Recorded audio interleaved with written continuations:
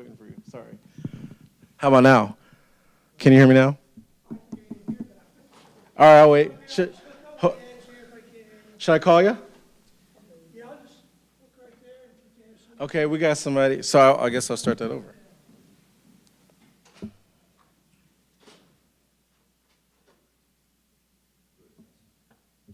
Testing, testing. Mic 1, 2. Hollywood. Testing, testing. Fabulous. Testing, testing. Testing, testing, testing. 1, 2, 3. Testing, testing. 1, 2, 3. Still not on. Testing, testing. 1, 2, 3. The power's on over here. Testing, testing. 1, 2, 3. Testing, testing. 1, 2, 3. I don't know if he hears it though. Testing, testing. 1, 2, 3. Okay. Testing, testing. 1, 2, 3. I didn't know he was up there. Testing, testing.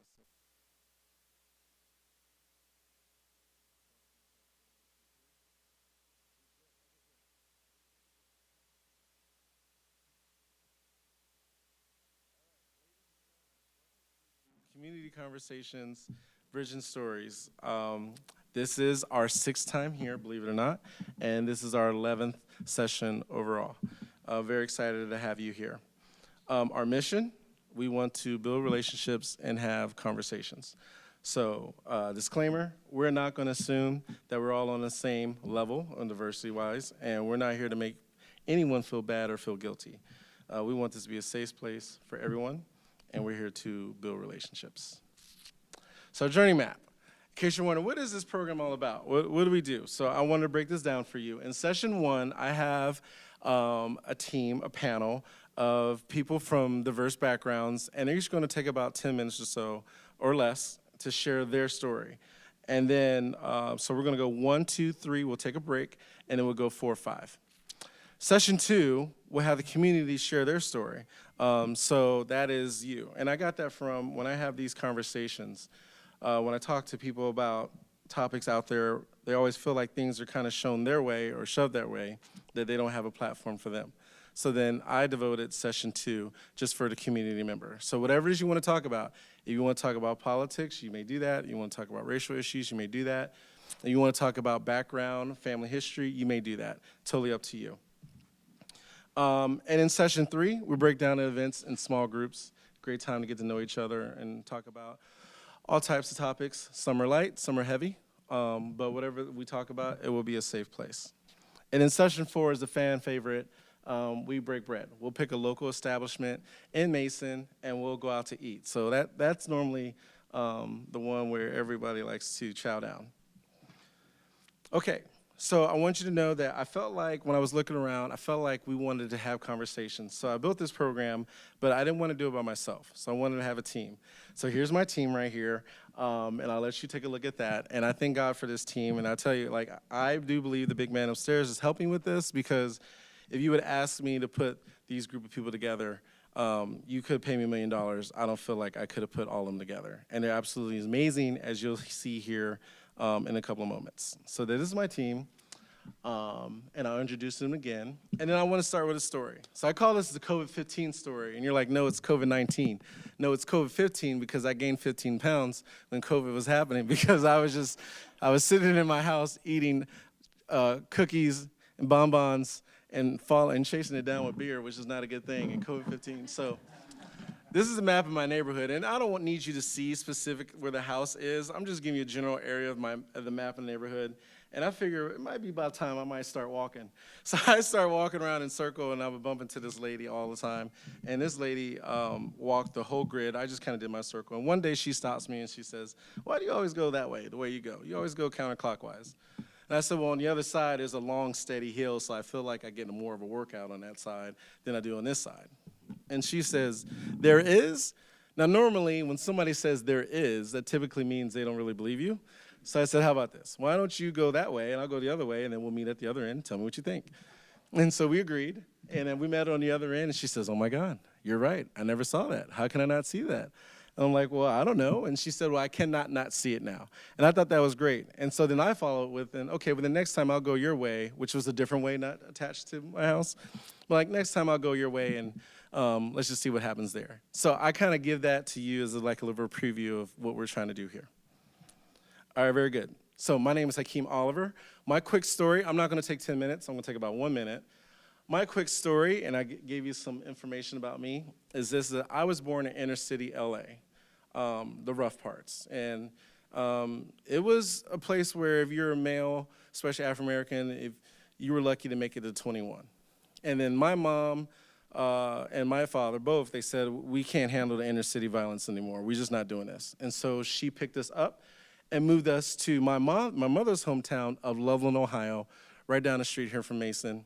And then I moved there in junior high, and I finished my high school academic career at Loveland High School, and then I went to Bowling Green, and then I got hired at Mason, and then here I am. So basically with this program, what I do, I take a little bit that I learned from my upbringing in inner city LA, and I take the rest that I learned of being in a suburb, and then I put it in this program, and I present it to you.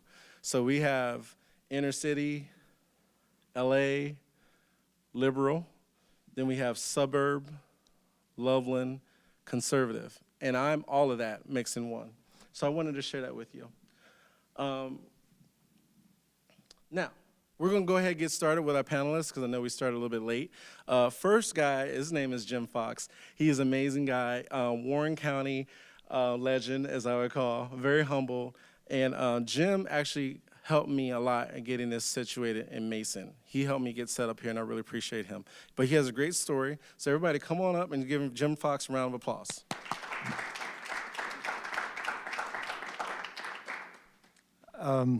Thanks, Hakeem. And when he says that I'm a legend, maybe a legend in my own mind, but other than that, I think you're giving me a little bit too much credit. My story begins, and I am old. My story begins in about 1800. And yes, you're, I know, I look young for 1800, but I'm, and I think the reason that Hakeem has me go first is because I am older and I'm likely to need to go to bed early. So anyway. My story does begin in 1800 because when I was a child, when you're a child, you're not aware of a lot of diversity issues and racial issues, and especially growing up. I grew up in Mason, and Mason was absolutely lily white when I was growing up, and I think the first African Americans moved here in the mid-'70s or somewhere in there. So it was lily white with me growing up. But I heard a story as a young boy of our family moved from Virginia, or from Pennsylvania, and we moved in a covered wagon. Not me, but my family moved in a covered wagon around 1800, and we moved to Mason Road and Columbia Road. To this day, there's a little church there that our family sold to the Fellowship Church, and that's where the farm was that the Fox family moved to. We moved there with a baby in a covered wagon, and there was, because my great-great-great-great-grandmother could not nurse, we had, the family had an employee who was an African-American nursemaid, because that's what they did. You couldn't go out and buy formula off the shelf back then. So a lot of women who could not nurse actually hired nursemaids, and we had an African-American nursemaid. Well, we arrived in Warren County, and apparently some of the neighbors didn't think that that was right to bring an African-American into a lily white area. They were basically, and my grandmother told the story that it was basically like you see in an old Western movie, torches and pitchforks. And I don't know that it was, she might have embellished just a little bit. But they basically said, she goes or you all go. And my great-great-great-great-grandfather said, no, she's staying and we're staying, and we've been here ever since. But hearing that story, a little kid, you know, that's like, wow, that's pretty impressive, and so it stuck with me. The next thing that happened in my life, I was about in junior high or so, and I used to go down to the bowling alley with my father on a Friday night. He bowled in a league, And I'd go down and watch them bowl, and there were pool tables in the back room. I'd shoot a little pool. Well, afterward one night, a bunch of them were sitting around in the back room, and they were drinking a beer, and it was during the Civil Rights Movement. And there was a rather heated argument, and one of the men said, well, how would any of you like it if your son married a black person? And they probably didn't call him a black person. It was probably something a little cruder than that. I don't remember. But my father's answer was, he said, you know, if my son married a Negro, and that was the word that he used, he said, that was the vernacular at the time, if my son married a Negro, he said, I wouldn't like it. And he said, the reason is not that she was a Negro, but the reason is I know they wouldn't be accepted by society, but she would be a member of our family, and we would accept her, and hopefully everything would work out. And that was the second thing that really struck home with me. Few years later, I graduated from high school and I went from a class of 120 at Mason to 50,000 student Ohio State University. And there was someone from every country, every religion, every race, every belief imaginable. And it opened my eyes. And what I thought that I was a fairly accepting person and understanding type person. But until you've been with 50,000 people that are as diverse as you can get, that really opens up your eyes, and you tend to learn a lot. Well, you know, as many kids did in the late 60s and early 70s, I grew my hair, and I grew it down about to here. And I came home for breaks and whatnot, and I came home one time and noticed that people were looking at me a little bit differently than they were when I left. And all of a sudden, I didn't feel accepted. And then I heard stories that people thought that I was a drugged out hippie, and I'd never done drugs in my life. But the fact that I looked the part of a West Coast hippie out of San Francisco, I guess people thought that I was part of the drug culture or whatever. So, and a good friend of mine made a great observation. He said, and he had long hair as well. He said, you know, this is probably the closest we'll ever be to understand what it's like to be a minority. And all of a sudden I was from being a white male to a minority, and that also gave me some pretty good understanding. Fast forward to just not too many years ago, less than a decade ago, I retired from a career and ended up getting an aide job at Mason High School, and that's where I met Hakeem and a few other people that are here in the audience tonight that also work at the high school. But it was I thought by that time, you know, I was in my 60s, and I thought, well, you know, I've learned everything there is to learn. Of course, you think that at every phase in your life. But I thought, you know, I have a pretty good understanding. Well, and then all of a sudden, I had gay friends through life. I'd had heterosexual friends through life. I'd had people of different races and so forth. But all of a sudden, there's a new language out there. There's the LGBTQ, and all of a sudden, wow. And what I figured out was, you know, as long as I live, there's always something to learn. There are always people out there that I've not been accustomed to, that I've not been acquainted with. And it's just a great learning experience, and you never stop learning. And that's my story, and I can't wait to learn some of your stories. Thank you.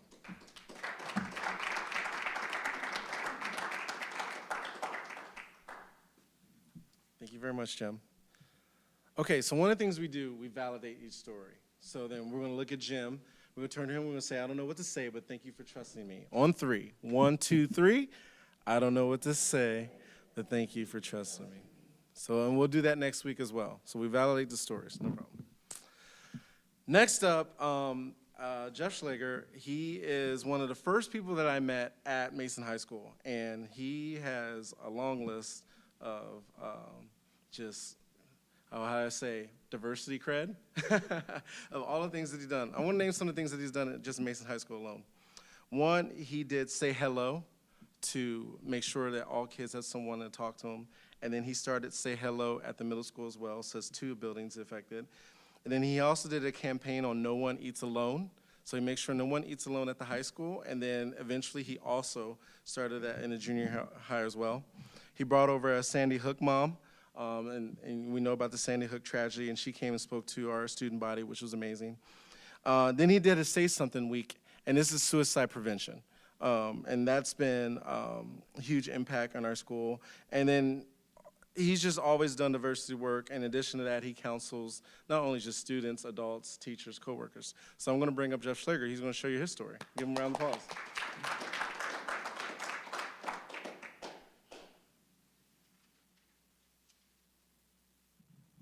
Thank you, everyone. And as an eternal optimist, I just want to thank the thousands of you watching on television, ICRC, around the globe, Facebook Live. This is not my time.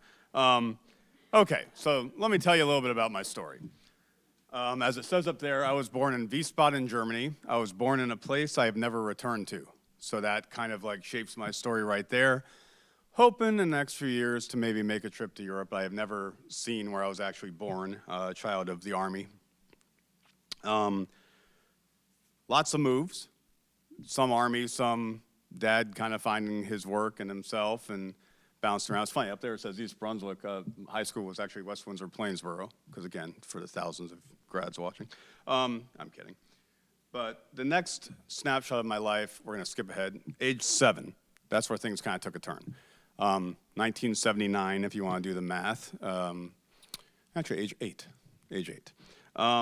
I became a child of divorce. My parents separated, eventually got divorced, and that led to many just different pathways, different things along the way. For one, I was living in New Jersey. My sister and I were roommates, sharing a bunk bed. We were taking a train every other weekend to see my dad in New York. And I remember telling a friend of just how that works. Like, you're not around on the weekend. You're not building those activities in that community. You're on a train going, and this is, again, aging myself, there's the World Trade Center. We must be close. We're close to Dad. Around that time, feeling lost and detached, we came to Cincinnati. Didn't move, but we came to visit Cincinnati. It was my Uncle Abe's 75th birthday, and that was a big deal. And we came out, probably drove, I think, and I met my hero. Abe Goldhagen was, he was an NAACP Man of the Year in the Midwest region. Taught me a lot about just being a voice for yourself, but also for others who maybe don't have a voice. I became a Bengals fan then, so I am a lifelonger, pretty much. But I learned that there's a lot more outside New Jersey and feeling sorry for myself and that kind of thing, and that was an inspirational time. Fast forward to middle school.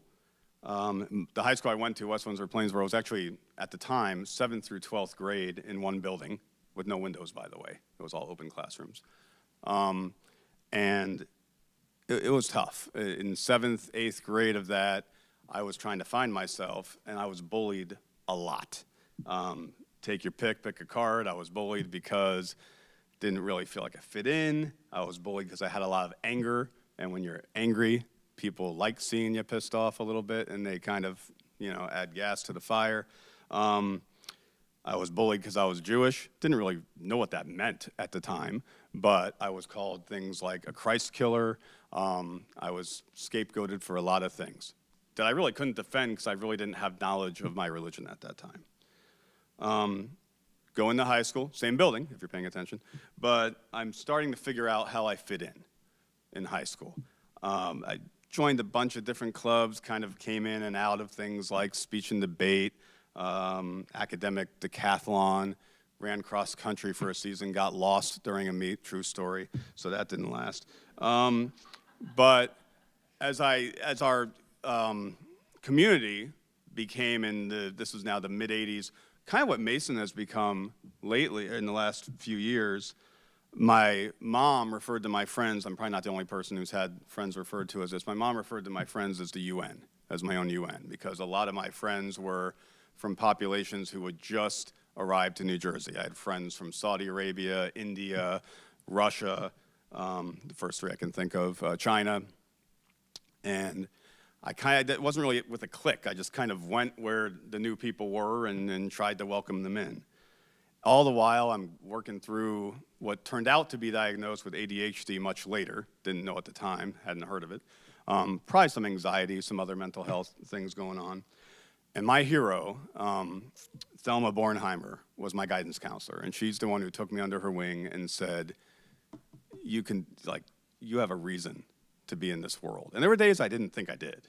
And you have a reason to be here. And, I'm going to make this happen. And she, together with people on the staff at the high school, made sure I could go to field trips I couldn't afford. Made sure that I was included in things that I never would have thought to even think about.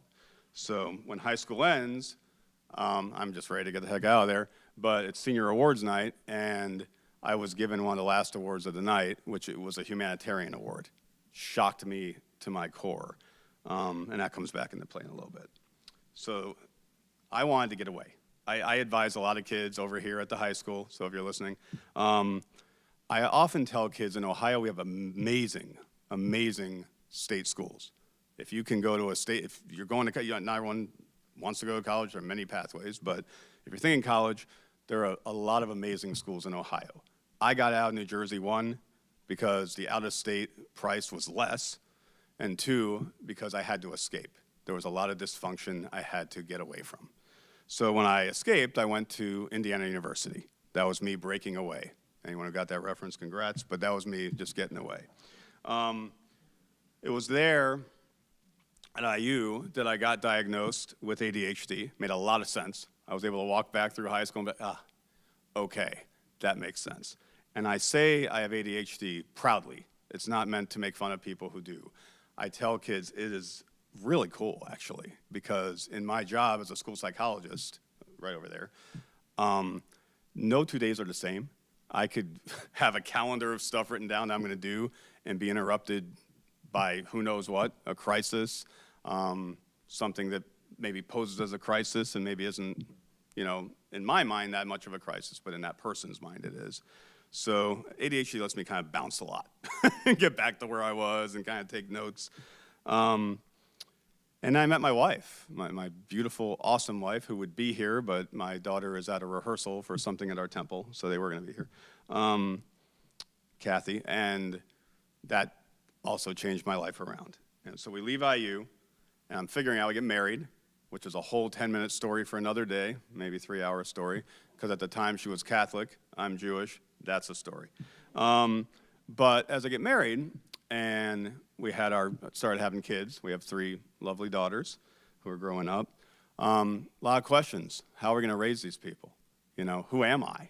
I was thinking, I'll just convert to Catholicism. That's easy. I wasn't bar mitzvahed. I'm Jewish 2 days a year, that kind of thing. But in my 20s, I started asking questions like, well, who am I? What is my history? Who am I supposed to be? Am I really a Christ killer? I mean, seriously, I'm like, did we do that? I was thankful to find out that's not the case, that it was not the Jews. But in finding out and asking questions and going to finding my community, my Jewish community, first in Dayton and now down here, we attend in Wyoming, which is a suburb of Cincinnati. It was a way to really find myself. So I'm finding myself, figuring out who I am. I land in Mason. It is 2001. I think your common thread on here is what were we doing on 9/11? I was brand new. It was my first year at Mason High School. And within the first month of me at Mason, I'm 30 years old, 9/11 happens, and we have 3 student deaths in the same weekend, unrelated. And our principal then, who hired me, Amy Spiker, love that woman, calls me up late Tuesday night on 9/11 and says, all right, tomorrow's prime time. I miss prime time. And Jeff, if you don't mind, can you address the whole staff tomorrow? Sure, like about being from New York, about that area. No, like what they need to know to help kids. Oh yeah, sure, nobody. Yeah, we're good. So the next day, I addressed the staff, and I'm thinking, like, I started with a story. My dad had emailed me. He lived, but from New York in his sphere. But as I worked through, like, all these research things, and back then we had to pass out papers. It wasn't everything like, go to this link, go to this link. What struck me was I was really concerned about the Muslim community. I was really talking a lot about there are kids in your classes who are going to be singled out, maybe by you, and you don't even realize you're doing that. And I'm thinking now even of kids who I know at our school today who are in the Russian community, and the same thing is going on. They didn't ask for the war. Don't blame them. It's not every Muslim who did this and that, that kind of thing. So just being an advocate for different populations was important. Fast forward a little bit, 2012, 10, 11 years in Mason now, we had been through a lot. Again, another 10-minute story. Mason had been through a lot of scandals, a lot of bad press, I wasn't happy being there. And on top of that, we had 2 straight years of suicides, completed suicides in the same graduating class. So I am the crisis leader, yay, of our building. So when someone dies, I go to that kid or teacher's classes the whole day and talk it out and cry it out and scream it out and strategize it out and whatever else I do. And in 2012, I was getting kind of tired of that. I mean, I guess I'm good at it, but there was a position that opened called a SIBS advisor, like advising this group called SIBS, who mentor freshmen. And I said, wait, these are juniors and seniors? Like, so the sophomores who are ending their sophomore year, who I know every one of these people now through grief. Yeah, man, I want to like advise these people and have them really make a mark and a difference and work with students, student-to-student leadership. So that's kind of how SIBS became SIBS, I think. And we did the things Hakeem, thank you, mentioned, the Say Something campaign, the Start With Hello campaign. Say Something's actually next week, so I'll be a busy dude next week. But I'm leaving SIBS. I actually had my goodbye meeting last week. We had my last SIBS meeting. It's okay, I'm not gonna cry. Partly because it was time to move on and do something else, partly because student government opened. And I don't see this as a promotion at all. I think I'm kind of insane to do this, but I really want to see if I can advise and lead, not lead, but have students lead school-wide, really change the culture, impact the culture on the whole school, not just the juniors and seniors. So we'll see how that goes. And I know I'm probably running out of time, so I kind of want to close with this new piece. Last summer, I turned 50, okay? So I love you, and I appreciate that you have a couple years on me, my friend, so I'm not. But that was a big wake-up call, because I kid. I think it's an East Coast thing. I'm sarcastic, I make jokes, I kind of have teased people about age for years and years and years. Now I'm like, oh, shoot. So at 50, I find myself saying a lot of things like, well, because I'm 50, and some of that's confidence, and some of that's like, maybe I'm in a different lens of diversity now than maybe I was before. But I feel like a couple things I can look back on at 50. Wife, if you're listening or watching this on a rerun, press mute for the next 10 seconds. I consider my 50 my back 9. She hates that. She hates that term. She will kill me. But in that, it's not the end. I really want to think about what impression I'm leaving. What legacy am I leaving for others? Hopefully in the next 50 years. I plan to, hang around. But one of them is the advocating for different races, religions, diversity segments. I am Jewish. And some days I love it. And some days I get tired of being the guy people think is like the speaker of the Jewish people for history class. We're doing the Holocaust, come talk about it. Wasn't there. Hey, we're doing, et cetera. So it is a curse and a blessing to be a minority like me, because it's a blessing, it's cool, Judaism's cool, right? But the curse is one, I don't want to be the representative, I want to be one perspective, but also I could hide anytime I want. I could walk down the street right now and I'm white, maybe balding, 50-year-old dorky dude. I'm not a Jewish man. If I'm black, if I'm Muslim, from a different country, there's no hiding. Every day, someone is taking that perspective of who you are. So that's something I walk with. And finally, just to wrap up, what we're doing here. We've been in four different towns. Four different towns. And I was talking about this. I was having a conversation about this work at my 50th birthday party. And I was telling someone, a friend of mine from my temple actually, who's very liberal, that, yeah, actually, I think the most fun I've had was Lebanon. And in Lebanon, it was different perspectives. And this liberal person was saying, Lebanon, oh, that mayor's, and I'm like, the mayor's wonderful. She blessed us, she fed us, she listened to us. So I ask you to not make judgments and just listen. Thank you, I know it's out.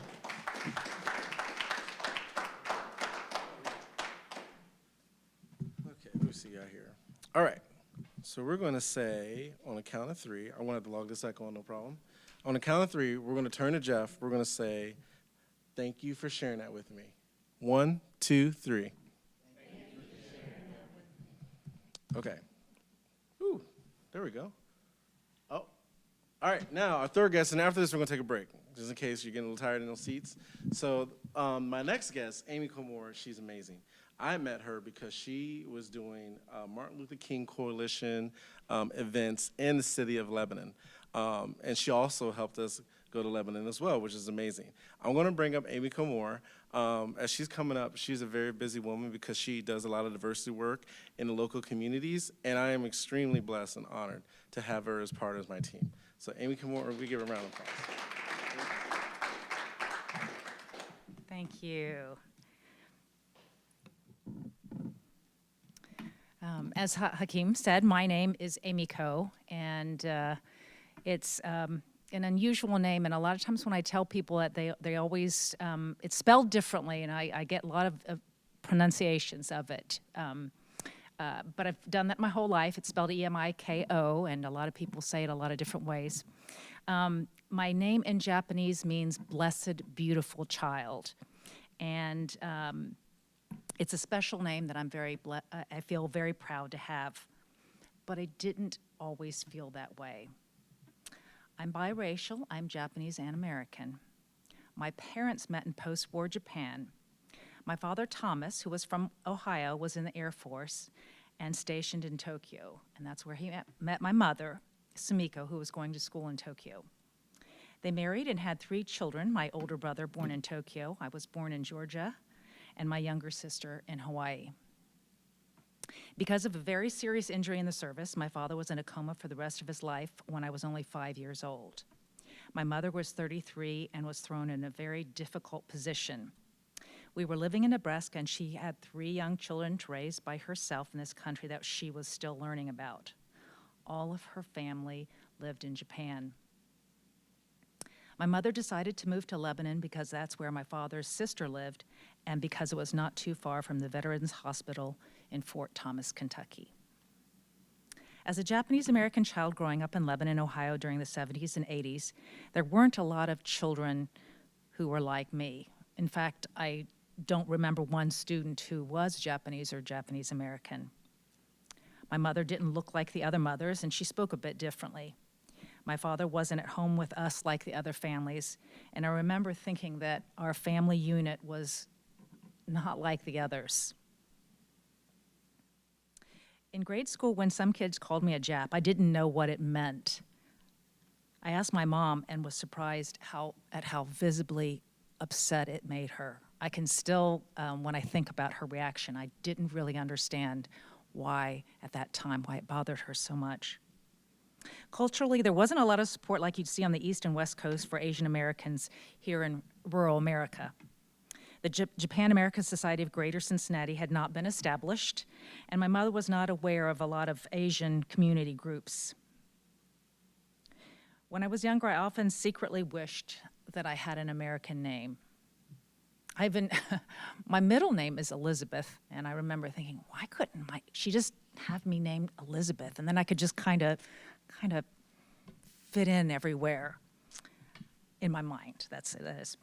I even asked my mom one time, I'm like, Mom, why did you give me this Japanese name? At picnics after my brother's basketball games, other families ate hot dogs, but my mother made teriyaki chicken, a popular picnic food in Japan. I could feel the eyes of other families stare at what we were eating, and it made me feel very self-conscious.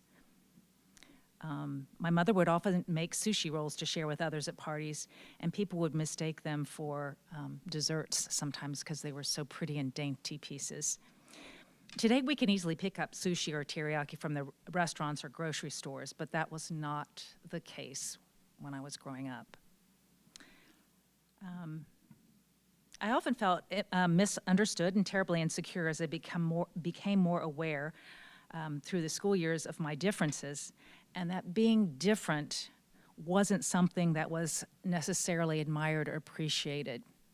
And I can say that today when I my daughter's in high school and I see the images and messages of diversity, of beauty, of body types, of the way people look, of fashions, I'm grateful that we see that today. I'm grateful that advertisers and companies are really listening to consumers and making us all feel more included. And I think as a society, it makes us healthier. I remember that when I was growing up, some people would look down, and these were subtle things, that would look down on our cultural difference from foods and customs and mannerisms to the ideals of beauty and strength. And I'm sad to say that in order to assimilate, I started to hide some of the best parts of myself. In stores and businesses, I saw many people not take the time to help my mother or try to understand what she was asking. I just want to say that sometimes when people don't have English as their first language, some people aren't really nice about taking the time to think about it. But if you were to go to that person's country and try to speak their language, you'll realize that there's a challenge in the way we communicate, but it has no bearing on how smart or how quick or how wonderful a person is. And a lot of people make judgments because of how people speak English. And I just want to say that, because when I saw my mother speak Japanese, it was pretty powerful.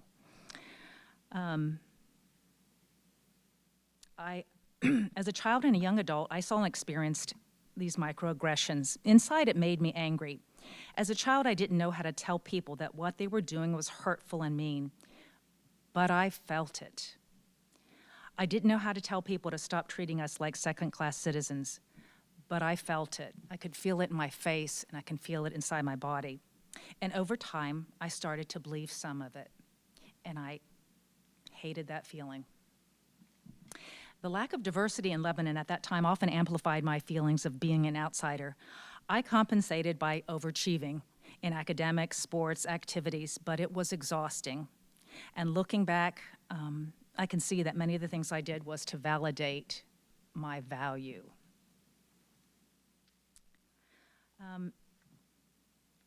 When I left Lebanon and lived in many diverse communities, I was able to see the incredible asset my blend of cultures are and its strength. Growing up bicultural and biracial has given me a tremendous insight to understanding different cultural contexts. It's almost like at home, you're always reframing things of what someone is saying so that you can make sure it's translated back both ways. You're constantly being an interpreter in some ways, and you're also seeing where there are these gaps of communication. And sometimes today, I see that what I see are, I can observe just where I see personality differences and different cultural contexts that people have when they're communicating. But I was able to see things both from an inside and outside point of view, and that there are really different ways in which we understand words and their meanings. And I believe that I take the best from both cultures and have made them my own. I wish that I had known growing up how valuable my identity was in so many ways. I wish there were more adults and students who would have been more supportive of my individuality and unique cultural upbringing. My mother explained that I'm named after my American grandmother. I was born on the same day that she was. Her name was Amy. And since I already have a cousin named Amy, my parents decided to give me a Japanese name that sounded like Amy. And this name represents so much of my family, and I really love this meaning, blessed, beautiful child. I could not have asked for a better name. I do believe it's important that we learn to listen, to understand one another. And when I say listen, I really mean listening. I truly believe that when we share our stories, we can begin to see and appreciate where someone is coming from, and we can learn so much from each other. One of the things, as Hakeem mentioned, is I volunteer my time with the MLK Community Coalition of Lebanon. I facilitate community stories and dialogues because I believe that telling our stories helps people see the humanity in each other and opens the door for us to better understand others. And a lot of these community stories are stories that we have written on poster boards of people's stories that are often the ones that haven't been heard. And it's a kind of a way of speaking and telling stories that some that have not been told. I do believe that once we start listening to, really listening to understand one another, we have a much better chance of coming together to make our community stronger, healthier, rich in culture, and much more vibrant. Thanks so much for listening.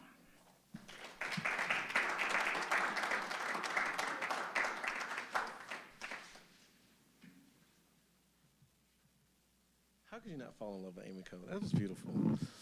All right, on the count of three, we're gonna look at Amy Coe. She's in the back there. We're gonna say, I don't know what to say, but thank you for trusting me. 1, 2, 3. Okay, at this moment, we're gonna take a couple of moments. We're gonna go to 8:55, so give everybody about a minute. Let's get in groups of 4, 5 at the max. But I really wanna be 4. I want you to just introduce yourself to one another, give maybe your background, your occupation, where you're from or how long you lived in the area, something unique about you and your family. This is also time to use the restroom, get up out of your seats. So let's just take like a really fast 4 minutes, and we're gonna get going again so that we can finish our last 2 speakers. All right, so go ahead and get up. I'll check out the groups. I have to move some people around. Don't get mad. I'm just trying to make sure it's balanced. All right, go ahead and go. See what we got here. A little break. Just kind of shift over. All right, I see 4 over there.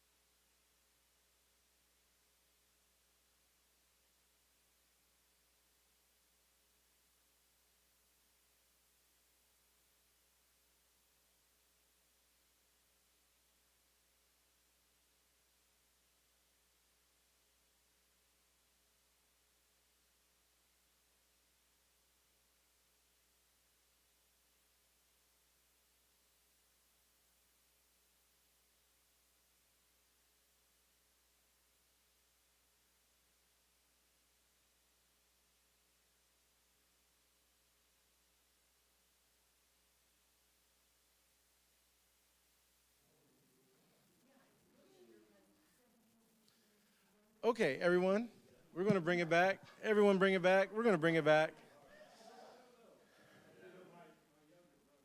No, I like this. This is good. My mic should still be on. We're going to bring it back, everyone. Oh, my goodness. Bring it back. Students, students, students. We're going to bring it back. We're going to bring it back.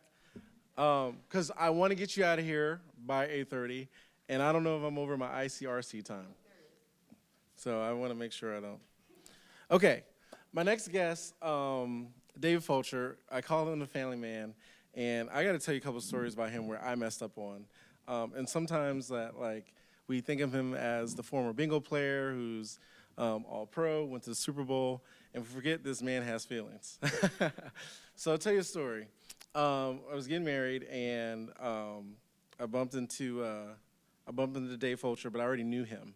And when I bumped into Dave, I didn't say anything about the wedding coming up. And so, my fiance at the time, she says, hey, we need to invite the Fulchers. We need to invite Dave and Judy and make sure. And I said, he's a pro player. He doesn't care about us. He doesn't even know who we are. And I was like, nah. And so I didn't invite him. So then, maybe not even a month after the wedding, I bumped into Dave and Judy. They're like, hey, how come you didn't invite us to your wedding? And I was just like, and she's just looking at me like, you idiot, and I'm like, oh, I should have invited them. And then I told my stories out of turn. The very first time I met him, I was in high school, and it's me and my friends. It's about 3 or 4 of us. We meet Dave. So we're playing football at Loveland High School. We meet Dave. And Dave is a safety, but he's a large man. But we are starstruck because we are meeting a football player. So we see Dave, like, hey, Dave, how you doing? And Dave's like, hey, how's it going, guys? And we say, hey, Dave, tell us about the parties. Because that's what we want to know as high school teenage boys. We want to go straight to the parties. And Dave said, hey, guys, I didn't really go, man. I just went home. And, we just stared at him. We're like, no, Dave, like, no. Like, really, Dave, we're one of the boys. Tell us the good stuff. Tell us about the parties. And he's like, guys, look, after the games, I was sore. And, I had to ice up and go back home. That's what I did. And so, we walked away, like, yeah, we were expecting to hear about the either the strip clubs or the drunken parties, the hotel parties. We went in, but the sad part is the truth now when I get to it is that we left walking away. We left him with the notion that he disappointed us because he wasn't this party animal that we had in our heads. And so here we are 20 years later apologizing to him for doing the right thing and going home. So that's why I gave him the nickname of the family man, because I felt bad because we were expecting something bad.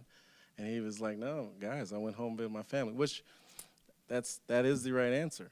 So I share you those 2 stories. We're going to bring up Dave Fulcher. Dave Fulcher, former bingo player. Come on up, Dave. Thank you, sir. It's funny that he brought those things up because I can remember as if they were yesterday that I remember them asking me those questions. And, as a young man, impressionable from watching professional athletes, you're always thinking that those are the stories that they would tell you because you see them so much on TV. And it's ironic that both Akeem and I are both from Los Angeles, South Central Los Angeles. And my story begins based off of just being in Los Angeles, where a lot of it, my upbringing was not based off of a color, black and white. My color was red and blue, the Crips and the Bloods. We were separated by that color. So you got black on black, but yet you got blue versus red. And as a young man growing up in that environment, for me was kind of tough because the red and black wasn't the fear of mine. My dad was a former police officer in LA for 25 years. So his values and his word meant more than the Bloods and the Crips. When it was time to come in the house, when the street lights came on in California, Ohio, we're a 3-hour time difference. So 9 o'clock here is 6 o'clock there. Well, the lights started blinking at 5:50, and David had to run to the house. But in the middle of me playing football, that's how I learned how to play football. Because I would run a route, and then I saw the lights blinking, and I wound up running the post instead of the out to the house. So it became good for me because I wound up being pretty good at what I did. And one of the things that I can remember as a kid growing up was I going to walk out of L.A. or were they going to carry me out of L.A.? And I was concerned about that because a lot of the kids I grew up, that was their environment. That's what we lived. That's how we lived. And I remember one of my recruiting trips to the University of Arizona, not Arizona State, the University of Arizona. I realized when I got there how diverse the campus was. Being in Los Angeles, it was 99%. It wasn't too much white in there. And if it was some white, they drove by real fast, okay? But, you know, we had Hispanic and we had black. And it was intimidating to go to that university and see that because I was told as a kid growing up in Los Angeles that you don't communicate with white. And white was this, white was that. And I'm thinking, when I go on this recruiting trip, there was nothing wrong with them. They were just like me. And it became a different mindset and an eye set when I took those recruiting trips. That I started thinking, you know, 18 years of my life, I was surrounded by this when the rest of the world was out there waiting for me. And it made sense. And for me, when I graduated from high school, because I went to high school with some predominant, some pretty good athletes, Darryl Strawberry, who played for the Yankees and the Mets, and Eric Davis, former Red. We all grew up together in the same block. And those two guys as well, when the street lights came on, we dropped the ball or we did what we did because we got to the house because that's what our parents wanted best for us. So my experience in growing up in Los Angeles wasn't racial background, but the racial part was it was black on black, and it was because of the Bloods and the Crips. And when I got that opportunity to walk out of Los Angeles, Arizona State gave me an opportunity to play college football. And when I got to Arizona State, obviously the culture and the folks in the school, I realized that I belonged in this environment. Black, white, Hispanic, just every nationality that you can imagine. And it was fun. It was good. I didn't get a chance to experience that. So my 4 years of college went pretty well. And then I had an opportunity to get drafted to play football in the NFL for the Cincinnati Bengals. And I'm telling you this story because this is a story that kind of really changed my life. I get drafted. I'm back in Los Angeles. I didn't have a whole lot of money to buy things, but mom and dad, what do you want? They wanted cars. I got a car. I got my first BMW, and I had it shipped to Los Angeles. And now the car only had 3 miles, not even 3 miles. I don't know how many miles on it, but not enough to drive throughout the city because it was shipped from New Mexico. My friend and I pulled the car. They pulled the car off the truck. My friend and I wiped it down. We got on shorts, and we're going to go play basketball. I get in my car, and I get to the corner, and I make a left turn. And just as I make the left turn, sirens came on, police sirens. I thought they were going by me. They pulled me over, and they draw their guns. And my friend Lawrence, and Lawrence is a biracial kid. Dad was black, mom was white. So Lawrence really didn't look black. He looked more white than he had the nappy hair, but everything else looked like he was a white kid. And they told us to get on the ground. And I had no idea, why am I getting on the ground? We got the wrong guy. And there's 2 cops. And one cop is just, he's letting us have it. Get on the ground. And it's 85 degrees in Los Angeles on the blacktop. And I'm thinking, officer, I don't mean no disrespect, but that ground's hot. I don't want to get on the ground. Can I get on the curb? And he's telling me, get on the ground. And he's got the gun pointed. And I'm thinking, well, I'm hoping that this officer understands that I don't have nothing. So I just kept backing up till I got to the sidewalk to sit down. And my friend Lawrence is like face down on the blacktop. And it's hot. So we sit down, and the two officers, one officer, he's just running his mouth, and he's just making us feel bad. And the other officer is just kind of checking around and, you know, hey, where you guys been? Right there on 57th Street. No, this car was used in a bank robbery in Compton. Well, Compton's 40 miles from where we are. I say, if you go look at the speedometer, we couldn't have got from Compton here when that speedometer says 5 miles. There's a brand new car. And the officer just kept going off on it. He just kept going on. And he was really, really being mad. He was just, so then one officer ran the tag, the VIN number, and he goes, oh, wait a minute. I know you. And I'm thinking, I don't know how you would know me. He said, I just saw you get drafted in the NFL draft a week ago. I said, yeah. He said, oh, wait a minute, David Fulcher, Cincinnati Bengals now, right? Yep. Other officers like, oh, that's not who he is. That's not who he is. This car was using a bank robbery. And I was just sitting there dumbfounded. Now, I tell you this story because there's a black cop and a white cop. The cop that was going off on us was the black cop, not the white cop. The black officer was livid on us. He was treating us like I can understand somebody that was using a bank robbery, but it wasn't this car. It wasn't us. He didn't want to hear it. And I tell that story because that was the life that I grew up under. I grew up under the black on black crime more than a white on black crime or white on white crime. It was a black on black crime. And I use the values and the morals that I was taught as a kid in my everyday life today. You know, my son went to Mason, played football. My daughter came to Mason. She played softball. I told my kids no, it meant no. Respect your elders. When someone tells you something, you say no. And I teach that today because I think we've gotten away from it to the point where it's why. Well, there shouldn't be a why after I tell you shouldn't do something.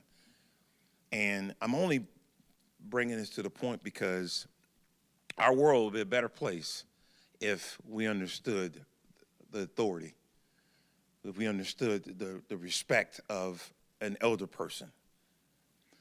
Every kid that I see, I'm always, yes, sir, yes, ma'am. I had a freshman, I said, yes, sir, to him, and he started looking around. Who are you talking to? I said, I'm talking to you. You may not see that on your driver's license yet. You may not understand it, but you are a sir, and you're a man. And I tell this story because, you know, I'm 6'4", 230 pounds, and I've been like this for a very long time. I didn't ask to be this tall, but this is how I was made by the man upstairs. And sometimes people see this and they're intimidated by it. But you have to know me. And I wish my daughter was here because she would tell you. She would tell you that, that's just my dad.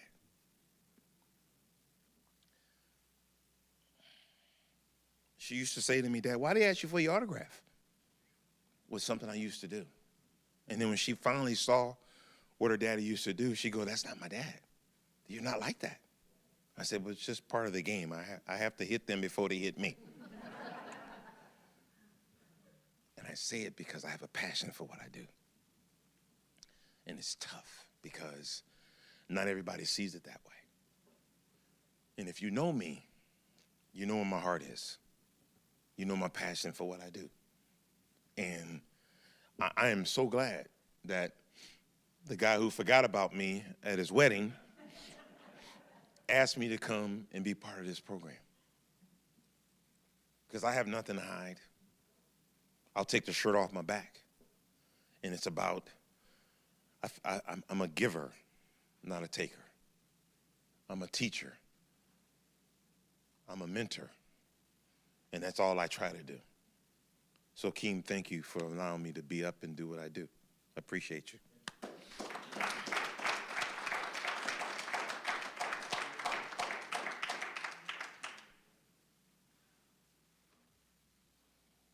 so I saw Dave at the gas station in Mason. I said, I'm not making this mistake a third time. And so I said, Dave, I'm doing this community thing. Look, we're not getting paid. I'm not quite sure how it's gonna go. He's like, I'm there. I'm like, Dave, I didn't finish. he's like, don't worry about it, man, I'm there. So with that being said, we're gonna solidify his story. So we're gonna turn to him and say, that was powerful. Thank you for sharing that with me. Look at Dave, he's right back there. 1, 2, 3. That was powerful. Thank you for sharing that with me. So you guys are probably thinking, what? How is Dave Fulcher not the last one? Like, what is going on? Well, you have to hear the next story to understand. This last story is going to knock you off your socks and you completely understand why. For time's sakes, I want to keep our intro at a minimal, but just know that, like, as I just talked about Amy Coe doing diversity work in Lebanon, Emily has been doing work all throughout Claremont County, everywhere from Glen Estee to Bethel to you name it, she has been there. And she's got me involved with her, and I met her at Undivided, and she has just been all in on this work, and she's been doing Undivided and other racial reconciliation and diversity projects. She's amazing. I'm gonna bring up Emily Morgan.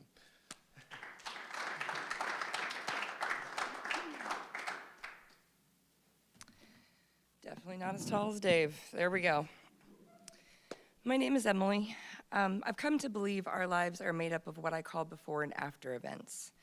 Moments that, once they happen, you are changed. I'm going to share a few today. I grew up in poverty, Section 8 housing, food stamp lines, and shame. One thing that stood out clearly in our complex was that we were the only white family.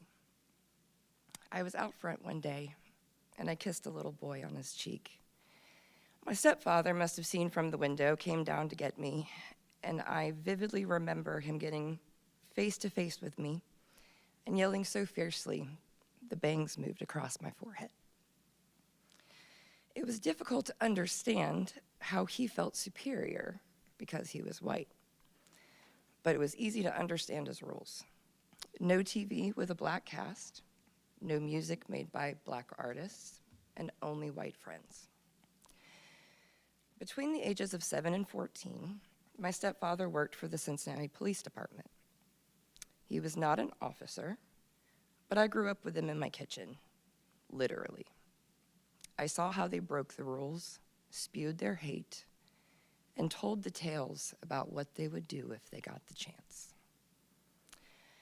I was blessed with a teacher, Mr. Fred Shuttlesworth, Jr. He took the time to talk to me and worked through some of that nonsense my parents had filled my head with. I'm not saying I would have turned out like them, but it is important for children to have teachers that don't think like their parents and will challenge that thinking and help them work through it. He told me stories about his father marching with Dr. Martin Luther King, and he challenged me. He said, when your generation's civil rights movement comes, what side will you be on? This lit a fire in me. At 15, I was moved across the city to a new town, a new school, and a new stepdad, who just so happened to be the nephew of the KKK's Grand Dragon. At 15, I was taken to him because they did not agree with my friends, my lifestyle, or how I represented their family. I walked out and walked home furious that this was my life. Later that same year, I was slipped a Mickey at a party and raped. He was black and I was pregnant. I decided to terminate the pregnancy. And at 15, I walked through the anti-abortion protesters as they screamed at me and told me what a monster I was. I already knew that. I turned to drugs. My mother moved out when I was 16, leaving me with a fully furnished apartment and rent due on the 1st. I worked hard, I partied harder. At 19, I found myself pregnant again by my drug dealer. The day I found out I was pregnant, I had taken methadone and Oxycontin. I vowed to never touch them again. I celebrated 20 years of sobriety in February. I encourage you to keep going. No matter how hard it is, chase your sobriety. Oddly, I checked all the boxes I was told to check as a child. White husband, white kids, and don't want anything for myself. Check. And I was miserable. 2 kids, 7 years later, I checked that divorce box, and that was not part of the plan. I was faced with the question, who are you? I got down and dirty with my healing process. I discovered who I was not, and who I really wanted to be. As a mom, that was easy, the opposite of mine. As a lover, I had not even questioned my sexuality. To my surprise, there's a word for it, pansexual. I like everybody. As a friend, I looked around, and there weren't good people for me to model, so I had holes to fill. And as a human, I just didn't want to cause any more harm. And then I got busy. But you know how God works. He stuck his foot clear in my path via my child. She asked to go to Crossroads one day. And I found more than just the Holy Spirit. I found a family. In 2019, I took part in Undivided, which is a racial reconciliation program. I signed up thinking I had a lot to offer. I didn't realize how much pain had nestled down inside of me. Undivided changed the trajectory of my life. I began to surround myself with vocally anti-racist friends, and I got involved in local small groups in my community. This is what led me and my family to stand in solidarity with Black Lives on June 14th of 2020. Our small group of about 40, mostly teachers, mothers, and teenagers, gathered in front of a little church in Bethel, Ohio. We were met by a group of 800 patriots with their flags, bikers and their AK-47s, and of course, the Klan was there with their hate. Mr. Shuttlesworth's challenge was clear that day. This was my hill. Since then, I've tried to build bridges in this community. I started a grassroots charity called Go Bethel. We've been able to bless many. These projects have given me the opportunity to speak with both sides of that protest. No matter their opinion on that day, they've watched me sweat and bleed and pour love into their community, and they have accepted me with open arms. It took courage for me to show up that day. I'm still realizing what I'm made of. Be courageous. You just might surprise yourself. One of my goals is to be the hands and feet of Jesus here on earth. I knew this experience was part of his plan. I've had the opportunity to tell this story across Cincinnati because of Hakeem. I've been interviewed by Johns Hopkins University for a study on the impact of being a part of Undivided. And most recently, I was hired on as a national facilitator and trainer for Living Undivided. I'm committed to having the hard conversations and building the bridges. It would be easier to walk away. But I will continue to show up, sometimes with my protest sign that reminds the world to love Jesus, love others. I do think it's important that I address that I do represent the LGBTQ community, and I do attend Crossroads. Glennon Doyle said, when you are discriminated against at church, you have 3 options. You can stay and be quiet, you can leave, or you can stay and be loud. I realize I look at churches like presidential candidates. I voted for Biden, but I don't like all of his policies. So for now, God has me here, doing the same work in communities as I'm trying to do in this church, change hearts and add perspective. I am reminded often of the Sermon on the Mount, and it encourages me to be brave. Blessed are the peacemakers, for they will be called the children of God. Blessed are those who are persecuted because of righteousness, for theirs is the kingdom of heaven. thank you for coming tonight and growing with us.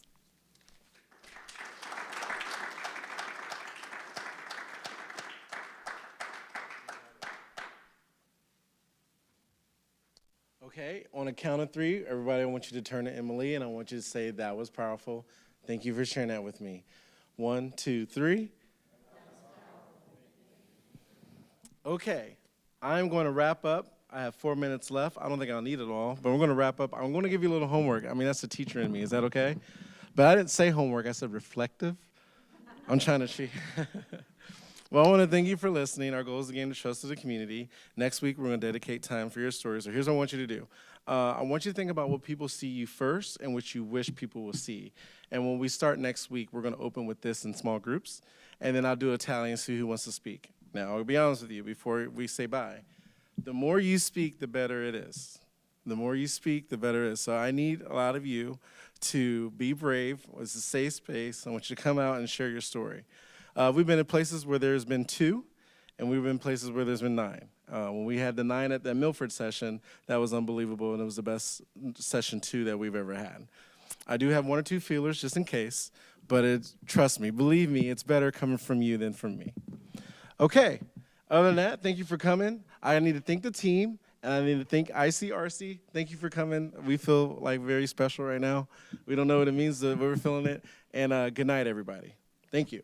That's it.